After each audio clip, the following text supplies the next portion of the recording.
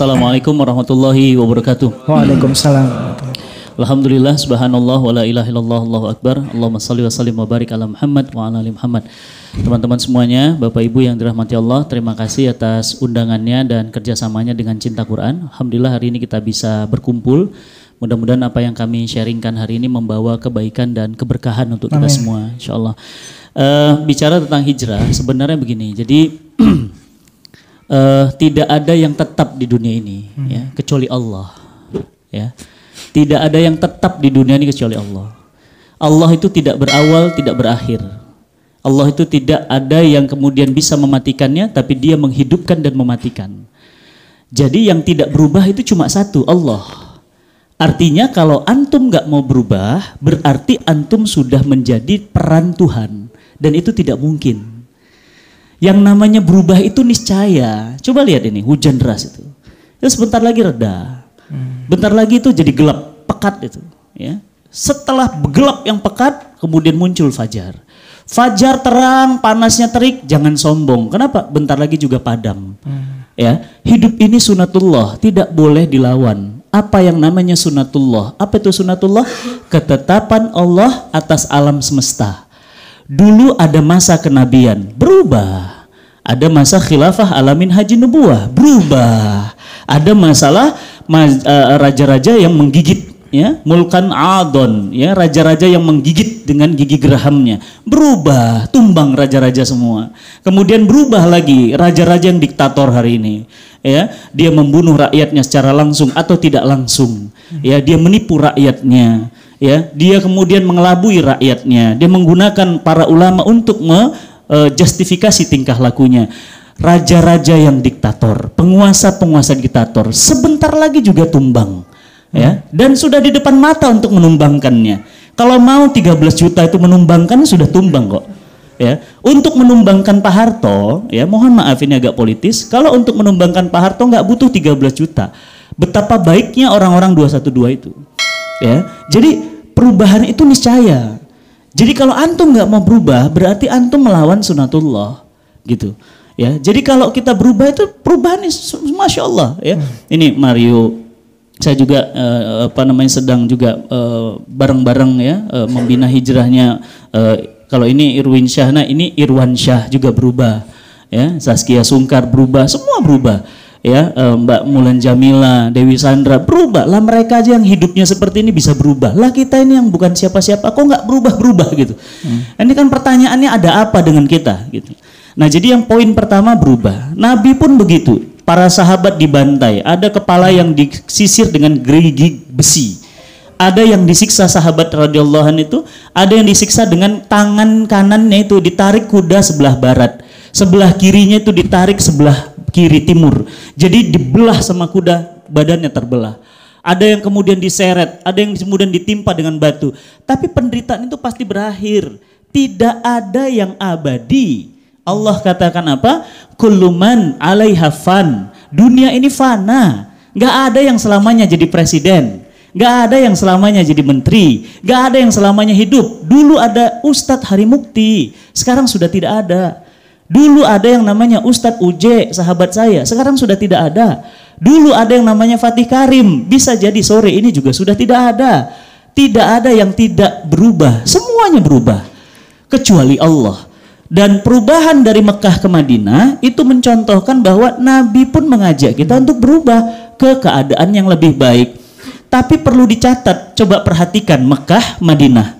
Adakah Nabi menjanjikan kalau nanti berubah diganti rumahnya di Madinah?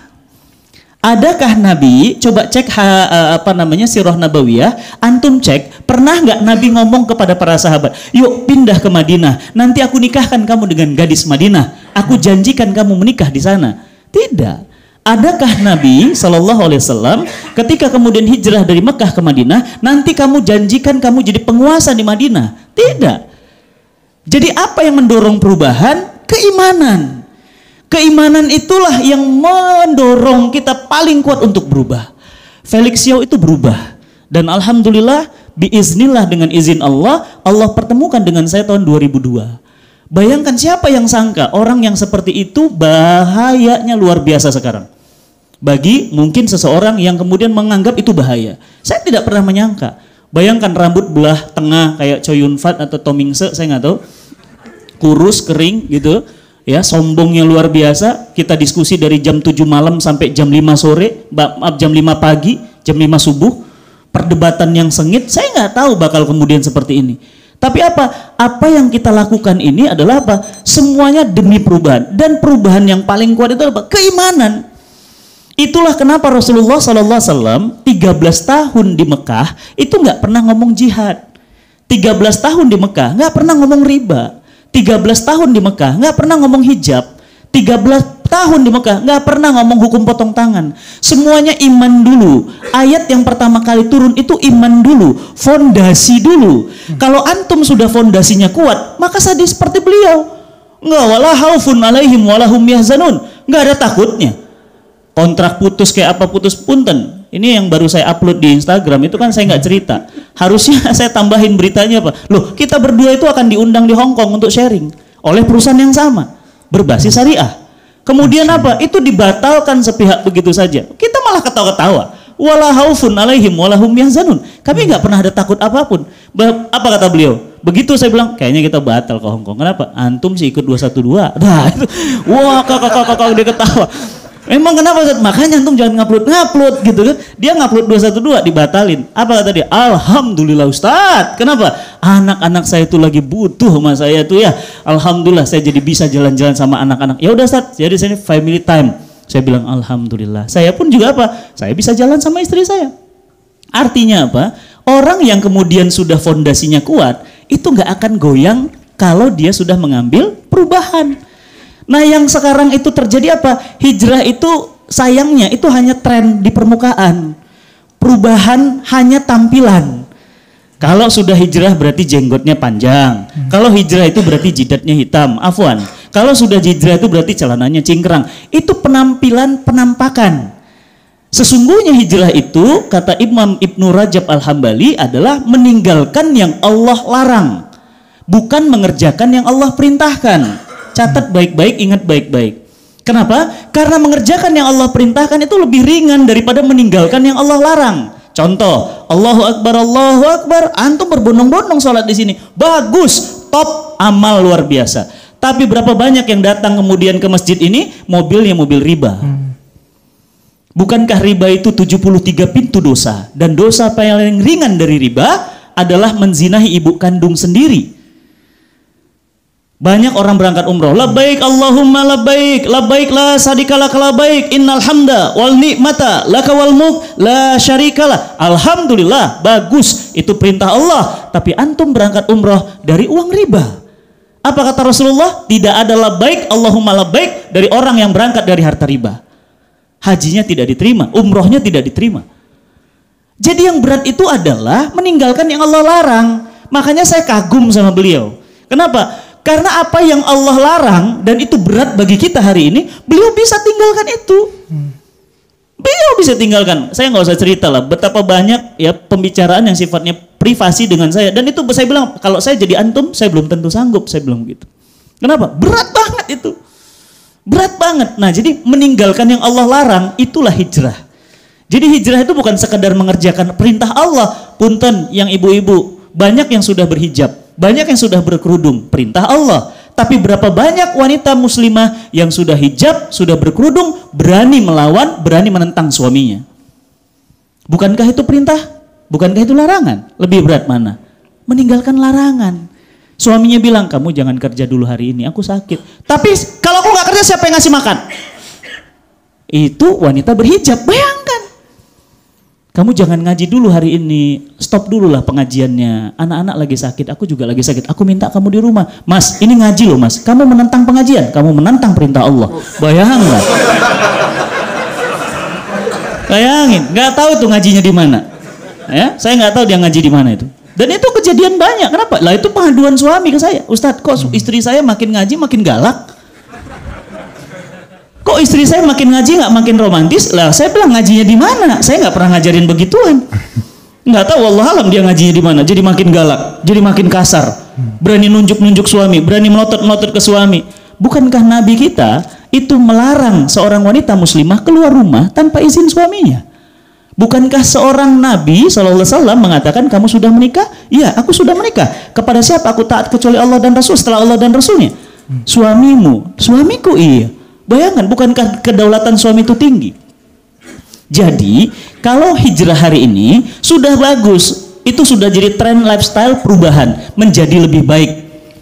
Ya, itu bagus. Tapi apa? Harus didalemin lagi. Kenapa? Karena hijrah yang kokoh itu dimulai dari prinsip iman. Itulah kenapa Khalid bin Walid ketika dia hijrah, yang tadinya panglima ya orang kafir jadi panglima Islam. Antum bayangin, hebat kan? Dia barusan itu pedangnya itu membunuh yang namanya ya para sahabat di medan Uhud. Itu panglimanya itu Khalid. Siapa yang sangka?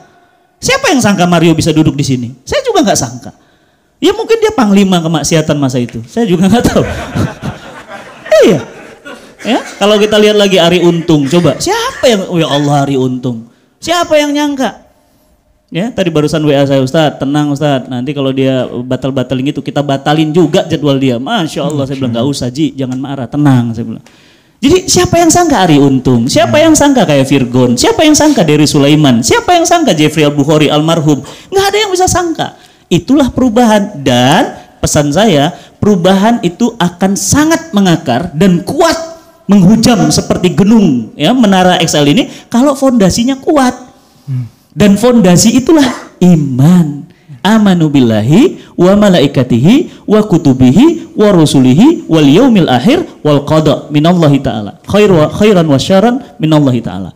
Jadi antum ketika mau hijrah, pesan saya adalah apa? Kuatkan dulu fondasinya. Karena kalau enggak antum galau lagi nanti. Banyak yang hijrah begitu resign, waduh, dulu beli susu anak bisa, sekarang nggak bisa beli susu. Nah kan, akhirnya apa? Balik lagi. Pelajaran, banyak teman-teman kita yang sudah hijrah, ternyata apa? Loh, kok dia balik lagi? Itu yang saya katakan, akarnya itu nggak kuat. Nah, hijrah itu butuh kekuatan akar. Itulah kenapa Nabi ketika kemudian hijrah dari Mekah ke Madinah mempersatukan Ansar dan Muhajirin. Kenapa? Karena sama-sama sudah punya akar. Saya itu nggak pernah kenal, nggak pernah minta, nggak pernah ngimpi ketemu Mario. Bangga, saya juga nggak kenal, nggak tahu, karena saya nggak ngikutin FTV. Ya nggak ngerti beneran. Saya tuh taunya justru dari istri. Oh dia pernah pacaran sama si Anubi lama, si ini lama, oh gitu. Karena istri saya agak ngikutin berita-berita begitu. Oh jadi ada tuh pacarnya si ini, yuk berapa lama Mi gitu? Oh lama itu, oh gitu. Saya juga baru tahu. Saya nggak pernah gitu. Nah, jadi dari situ pelajaran bagi kita bahwa apa? Yang pertama, poin pertama bahwa hidup ini harus berubah. Antum dulunya nggak ada kumis, nggak ada jenggot, rambutnya hitam, sekarang memutih. Okay. Ya, dan ingat, besok antum juga berubah. Sekarang di atas tanah, besok di bawah tanah. Antum harus terima perubahan itu, dan perubahan itu datang tiba-tiba. Siapa yang sangka 13 menit merubah semua? Siapa yang sangka kemudian Palu merubah semua? Siapa yang sangka Lombok merubah semua? Siapa yang sangka tsunami merubah semua? Siapa yang sangka Jakarta sebentar lagi juga akan merubah semua? Kita nggak ada yang tahu. Jadi apa? Perubahan yang tiba-tiba itu yang ngeri. Apa itu? Itulah yang perubahan disebut Allah apa? Batas, atau Allah sebut dengan ajal. Jadi poin yang pertama selain iman yang kuat untuk mendorong perubahan, yakni ajal. Ajal itu apa? Sebaik-baik pengingat. Makanya kata Nabi, orang yang paling cerdas itu bukanlah orang yang IPK-nya paling bagus. Bukan yang jabatannya paling tinggi. Bukan. Orang yang paling cerdas itu orang yang paling sering mengingat kematian dan mempersiapkan kematiannya. Baik. Ya, jadi itu pesan dari saya. Yang pertama keimanan, yang kedua hijrah itu akan semakin kokoh dorongannya jika antum mengingat batas-batas perubahan, yakni ajal. Likulli ummatin ajal. Kata Allah, likulli ummatin ajal. Setiap umat, setiap orang ada batasnya. Dan ingatlah batas itu. Kita manusia, kita terbatas. Wallahu a'lam bishawab.